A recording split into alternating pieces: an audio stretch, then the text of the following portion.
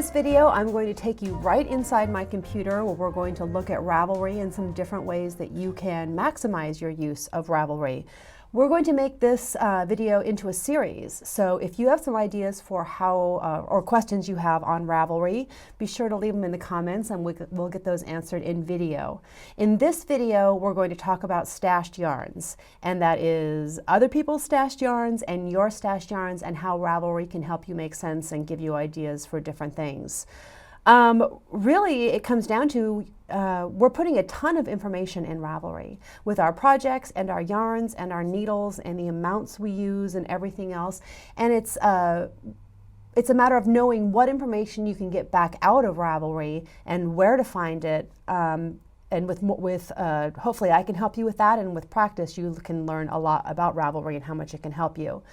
Now in this video, with regards to stash yarns, the first scenario is that you are knitting a sweater or you're knitting something big and you're not going to have enough yarn. You're going to run out of yarn. Let's say you're knitting a sweater, you're going to run out of yarn. You got the yarn on sale, so there's no more to be had at the yarn store. So your options at this point are to rip it out and start over with a smaller size or a different project, or to knit the second sleeve in a different color. You don't have to do that.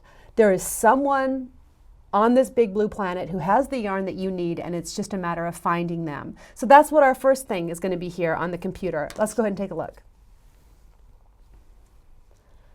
Okay, I'm here on my projects page, and the first thing I'm going to do is to go to the yarns tab at the top of the screen.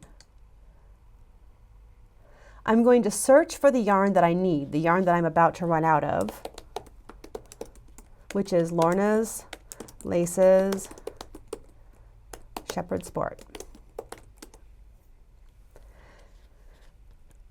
And when I pull this up, I get two results. One is for Sport Multi and the other is for Sport Solid. The yarn I need is solid. And here we are at the yarns page. If I scroll down, I can see the different colorways. And I know the color that I need is called chocolate, and that's this color here. So I'm going to click on this, and you can see we have 41 stashed yarns, 43 projects. 41 stashed yarns is really what I'm after. Now, all these pictures on the screen right now are pictures people have taken from their own yarn stash, yarn they have, and look at all this. I'm not going to have to rip out my sweater.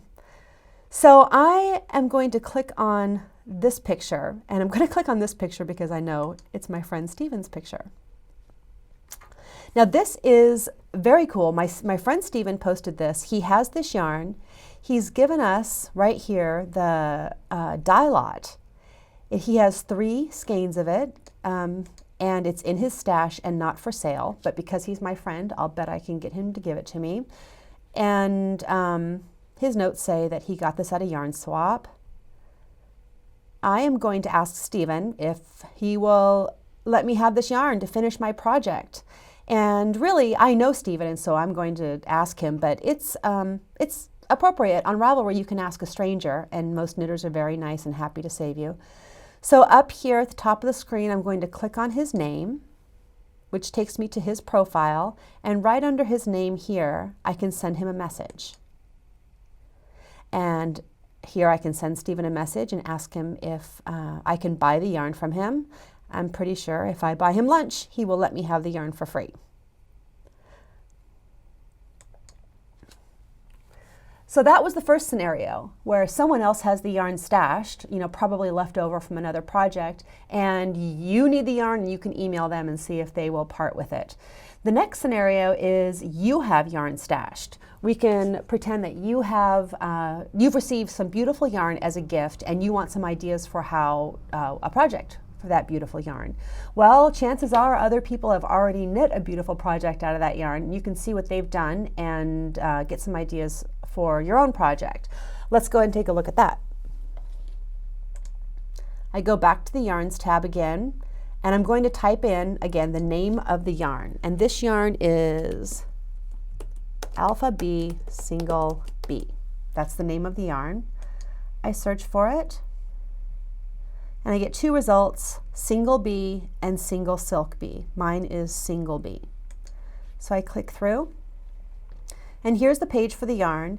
And over here in the About This Yarn, you can see some more information about the weight of the yarn and the fiber content and everything else. And at the bottom here, it says 36 projects. That's what I'm after. I want to see what other people have done with this. So I click through that. And look at this. All these people taking nice pictures. Lots of beautiful lace knitting and shawls. And a nice hat.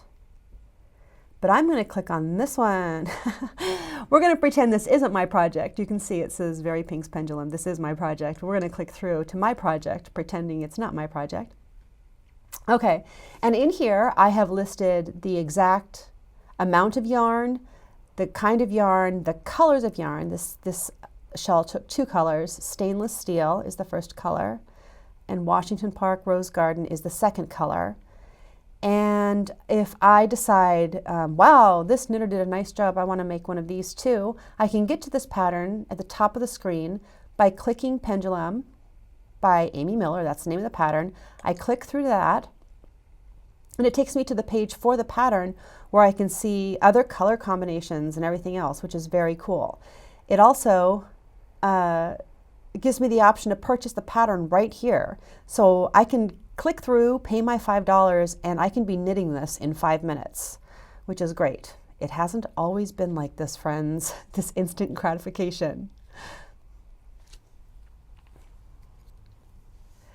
I hope this tips on Ravelry video helps you. Again, we're going to do more of these videos, so be sure to let me know the questions you have on using Ravelry. Good luck.